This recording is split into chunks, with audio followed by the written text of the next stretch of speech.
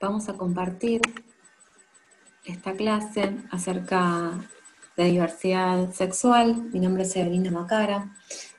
Cuando hablamos de esta clase, yo siempre digo que seguramente ustedes saben mucho más que yo acerca de diversidad sexual, pero en realidad lo que les quiero mostrar a mitad de la clase es lo que estamos haciendo en los hospitales públicos, en este caso en el que yo estoy, que es un hospital del gobierno de la Ciudad de Buenos Aires, acerca de los tratamientos hormonales. Bueno, como les decía, cuando hablamos de diversidad sexual, decimos que es muy variable, que por un lado es con qué género uno se identifica, ¿sí? Y que esto puede variar. Por un lado, cuál es la expresión, ¿sí? Del género, que también es amplia. Después está el sexo biológico. Y después está la orientación sexual, ¿sí? Que bueno, muchas veces lo que encontramos es una combinación de todas estas manifestaciones. Bueno, les cuento, por si no saben, pero calculo que sí, que hay una ley de identidad de género, que es una ley que se sancionó el 9 de mayo del 2012, y es una ley que tiene un número que es el 26.743, y es la que habla sobre identidad de género. La ley en realidad es muy amplia, vamos a ver algunos detalles.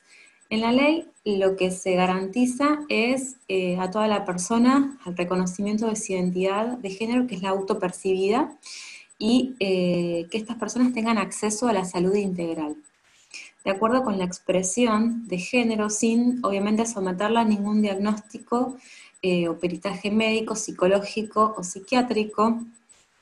Hace muchos años atrás, dentro de lo que era un manual de psiquiatría, las alteraciones del género eran consideradas un trastorno psiquiátrico. Bueno, ya sabemos que no tiene nada que ver, por lo cual ahora vamos a seguir viendo que aunque les ofrecemos un acompañamiento psicológico, no es porque esto sea un problema psicológico.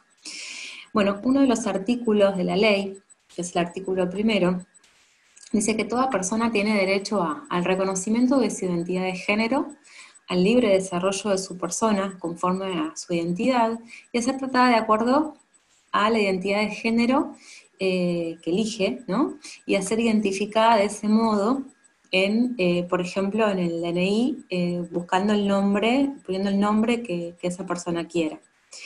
Esta ley rige a partir de en todas las personas, incluso para en realidad las que no cumplieron todavía los 18 años. Bueno, en cuanto a la identidad de género, decimos que bueno, la vivencia interna e individual del género, como la persona lo siente, la cual puede corresponder o no al sexo asignado al momento del cual nació, y incluye la vivencia personal del cuerpo. Esto puede involucrar las modificaciones de la apariencia o la función corporal, a veces a través de medios farmacológicos, pueden ser también quirúrgicos. Obviamente esto tiene que ser libremente escogido por la persona. Y también incluye otras expresiones como la vestimenta, el modo de hablar y los modales, que es a veces lo que decimos, ¿no? Todas las personas que están buscando un cambio lo hacen a veces en forma medicamentosa o quirúrgica, que muchas veces solamente con la vestimenta y ciertos cambios para esas personas es suficiente. Bueno, y hay algo importante en la ley, que es el artículo 11, donde dice que todas las personas mayores de 18 años podrán, a fin de garantizar el goce de su salud integral, acceder a intervenciones quirúrgicas totales o parciales o de tratamientos integrales hormonales. Esto obviamente es para, adecuar su cuerpo, su genitalidad y su identidad de género, obviamente autopercibida, sin necesidad de requerir ningún tipo de autorización judicial o administrativa. Bueno, y cuando hablamos de expresiones trans, vemos que hay muchas. expresiones que podemos incluir, como todas estas que les anoté acá, y que en realidad todas estas expresiones conviven bajo lo que es la expresión trans, como síntesis, y es como la síntesis de todo esto. Y esto, cada uno va a responder a distintas estrategias conceptuales, a vivenciales y políticas. Bueno, un poco para contarles la situación sociosanitaria de las personas trans en la Argentina. Esa es una encuesta del INDEC, donde indica que el 80% de las poblaciones trans encuestadas no tienen cobertura de obra social o prepaga, o incluso un plan estatal. Esto decimos que, o sea, esta encuesta lleva a la realidad de que decimos que la mayoría no tienen otro acceso a la salud que no sea la salud pública. De acuerdo con, dice acá, con la primera encuesta llevada a cabo por el INDEC, INADI, dice que más de la mitad de las personas encuestadas se realizó hormonizaciones, en general la mayoría son feminizantes y en menor medida masculinizantes. Y de estas personas encuestadas, diríamos que la mitad efectuó modificaciones corporales, siendo las más habituales las inyecciones de siliconas u aceites. Esto lo que estamos viendo es que en realidad en esta encuesta a lo que a veces acceden estas personas es a ciertos tratamientos o modificaciones que no son seguros, que es más, son riesgosos para la vida. Hay otra encuesta, que es la encuesta de Fundación Huésped, en relación a lo que serían las intervenciones corporales, que dice que casi el 70% de las feminizantes trans, de las feminidades trans, se realizó hormonizaciones, y en más de la mitad de los casos las hormonas fueron administradas por cuenta propia. Esto que yo les digo, lo mismo, ¿sí? Que muchas veces hacen modificaciones, o intentan hacer modificaciones, pero en forma no segura, no seguida por un médico. De acuerdo a otra de las encuestas de ALIT en el 2007, el 91% de estas personas encuestadas señala haber sufrido situaciones de violencia en escuelas, hospitales, transportes o oficinas públicas. O sea, son personas que en general sufren muchos procesos de discriminación. Bueno, en cuanto a la esperanza de vida, sobre una muestra casi de 600 personas trans fallecidas, se vio que en general el porcentaje de muerte es muy joven en edad, entre 22 y 31 años, un 43%, un 33% entre los 32 y los 41 años, y antes de los 21 años el 9%. Y lo que se ve también es que las principales causas de la muerte en pacientes trans es el HIV-Sida en un 55%. Lo que se ve es que en los testeos realizados en las personas, aproximadamente más del 30% se ve que son HIV positivas. Bueno, un poco sobre la atención de la salud, que es lo que yo les quería contar y transmitir. Lo otro era como una introducción acerca de cuál es la vivencia y por lo que en general pasan estas personas. Las modificaciones corporales que nosotros tenemos es la hormonización y las intervenciones quirúrgicas, que dijimos que no todas las personas lo eligen, que es una decisión personal, porque la realidad es que no todos tienen las mismas expectativas sobre su construcción corporal, ni también deseo de llevarlas a cabo, ¿sí? También lo que vemos es que muchas no se sienten de un género o del otro, sino que están como una identidad en tránsito, por lo cual no deciden hacer ningún tipo de intervención. Bueno, el Ministerio de Salud planificó esto, que es la atención en la salud integral en las personas trans, que como les contaba es una ley nacional. Y la finalidad del tratamiento es modificar esos caracteres físicos que se asocian a lo que sería denominado como femenino o masculino, desde lo que sería la medicina, a través de los caracteres sexuales secundarios, ¿sí? Y bueno, nosotros decimos que también en la consulta en los pacientes trans aprovechamos a hacer un control de salud integral, ¿no? Un control de salud general, más allá que en realidad nosotros nos consultan por un tratamiento hormonizante. En la consulta hacemos un interrogatorio completo, le preguntamos sobre los efectos que buscan, les explicamos un poco cuáles son los alcances de la hormonización y las demoras en el tiempo más allá que uno comienza el tratamiento, empezar a ver modificaciones.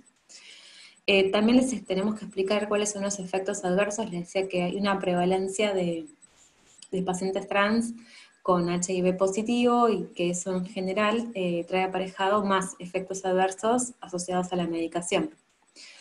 Y le pedimos estudios complementarios, laboratorio, ecografía mamaria, ecografía hepática.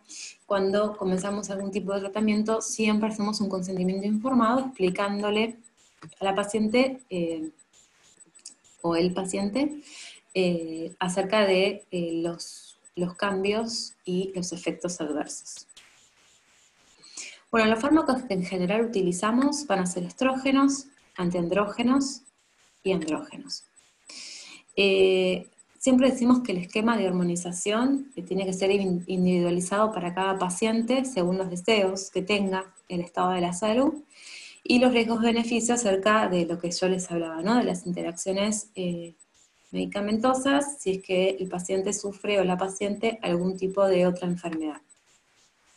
Bueno, acá hay un modelo, este modelo de consentimiento es el que nos otorga el Ministerio de Salud. Nosotros en mi hospital tenemos un modelo hecho por nosotras. Cuando digo nosotras es porque somos un grupo de personas que trabajamos en la parte de endocrinología ginecológica y hacemos el tratamiento y el seguimiento de estos pacientes, donde en realidad el consentimiento dice lo mismo, pero les pusimos aclarado los, como dice acá, ¿no? Los alcances que tiene, la hormonización, las limitaciones y los efectos adversos descriptos en sí, que ahora los vamos a ver. Bueno, en cuanto al tratamiento hormonal feminizante, el objetivo del tratamiento son previsibles de lo que sería la hormonización en mujeres trans, y lo que queremos llegar a alcanzar es la redistribución de la grasa corporal, la disminución de la masa muscular, la repercusión en la fertilidad. Esto le explicamos que como es un tratamiento hormonal, va a repercutir en su fertilidad futura y en general en forma irreversible. Cambios en el crecimiento del vello corporal, bueno, piel, obviamente, cuando es hormonización en una mujer trans, va a ser una piel más suave, menos grasa, va a producir el desarrollo mamario y esto que les contaba, la pérdida del volumen testicular y la producción de semen con la disminución de las erecciones espontáneas y la disfunción eréctil, ¿sí? Esto se los tenemos que explicar. Bueno, los objetivos serían que tengamos unos valores de estrógeno en 200 picogramos mililitros y que lleguemos a conseguir una testosterona por debajo de los 55 nanogramos de ese litro. Las dosis que nosotros usamos de estrógeno, tenemos una vía oral, una vía transdérmica, y en realidad la vía oral es la que nosotros nos da el Ministerio de Salud, nos da 17 beta-estradiol en comprimidos, que es como tratamos a la paciente, que ahí tenemos que les ofrecemos entre 2 a 4 miligramos día, y también tenemos los estrógenos transdérmicos, que serían en realidad más beneficiosos porque tienen menos efectos adversos, porque no tienen el primer paso hepático, porque justamente la absorción es transdérmica. No contamos con esa medicación en el hospital público, pero es una de las opciones que podríamos tener. En general acá en Argentina está el gel de 17 beta-estradiol, que se usa en forma de push entre 1 y 2 push por día. El parche en Argentina actualmente no se comercializa y tampoco se consiguen. Los antiandrógenos también se pueden iniciar 3 meses antes de comenzar el tratamiento con los estrógenos. Tenemos la espronolactona, la ciproterona, el finasteride.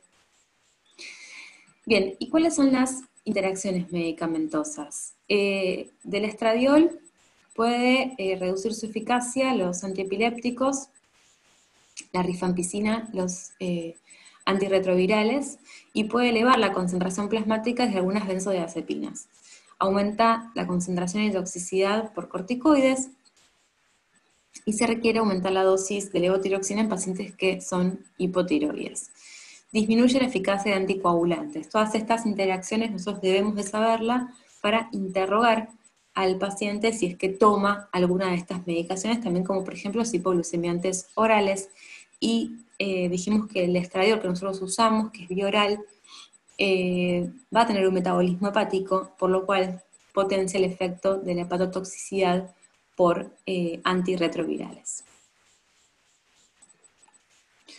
Bueno, en cuanto a las interacciones medicamentosas de los antiandrógenos como la espironolactona, acá les puse que puede generar hipercalemia, y junto a otros antihipertensivos puede potenciar su efecto causando hipotensión ortostática. Después tenemos la ciproterona, que disminuye la eficacia de los hipoglucemiantes orales o insulina, y también su uso en conjunto con estatinas podrían aumentar el riesgo de miopatías o rhabdomiolisis. También aumenta la acción de los glucocorticoides, diazepam y teofilinas. También el efecto en la disminución de la eficacia de los anticoagulantes orales, y también podría disminuir su eficacia en cuanto al consumo de alcohol. Bien, todas esas interacciones medicamentosas, nosotros en general las interrogamos específicamente para saber dónde va a necesitar más medicación, o obviamente la consulta con el especialista tratante de la otra patología. Bien, y después tenemos el tratamiento masculinizante. Lo hacemos con testosterona, que puede también administrarse por vía intramuscular o vía transdérmica. Obviamente que cualquiera de las dos vías tiene los mismos efectos, o efectos generalmente similares. Nosotros usamos, o acá les puse en el gráfico, tienen la intramuscular y la transdérmica. Nosotros, la medicación que nos da el Ministerio de Salud es la testosterona intramuscular trimestral, que es el uncanato de 1000 miligramos. Esa es la medicación que a nosotros nos proveen, así que es la que le indicamos a los pacientes. Es intramuscular cada 3 meses, así que la verdad que también es bastante práctica para poder utilizarla.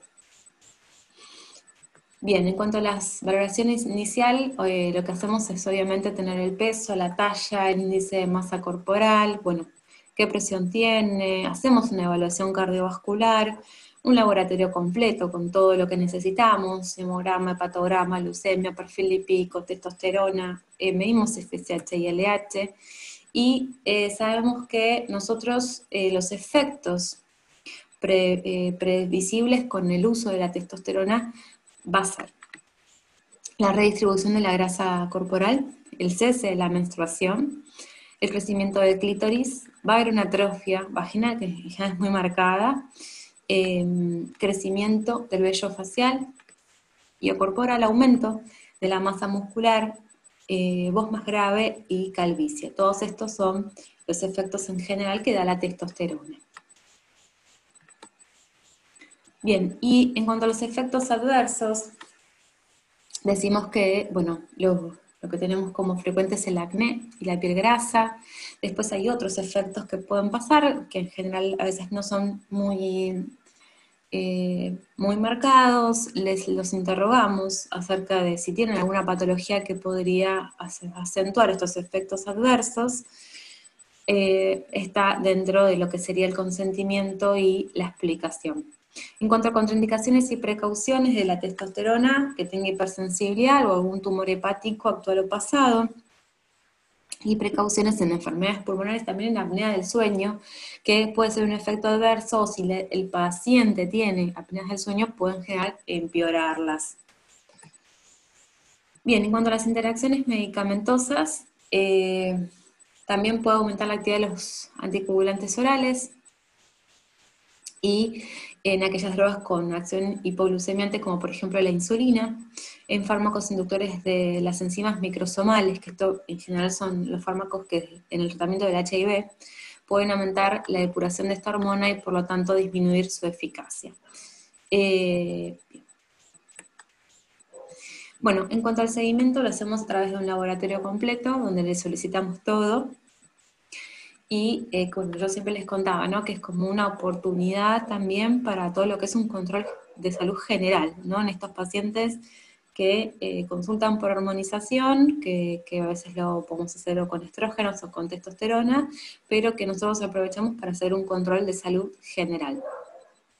Dosamos testosterona libre cada 3 meses para lograr niveles acordes con las expectativas de cada persona en relación al rango, ¿no? De lo que sería una persona que tenga testículos. Y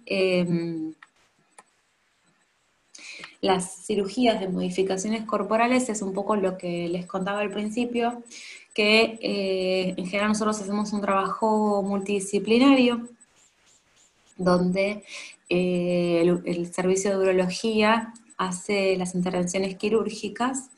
Después tenemos un acompañamiento psicológico, no porque esto sea un problema psicológico, sino para un acompañamiento de la situación, de la modificación, de la intervención.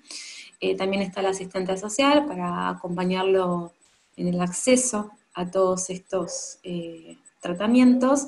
Y en cuanto a las modificaciones asociadas, tenemos el servicio de plástica, que hace las mastectomías o la colocación de prótesis mamaria. También así, bueno, como cualquier tipo de tratamiento plástico facial. Bueno, dijimos que no todas las pacientes trans buscan una modificación quirúrgica, que esto depende de cada uno, porque no todos quieren los mismos resultados.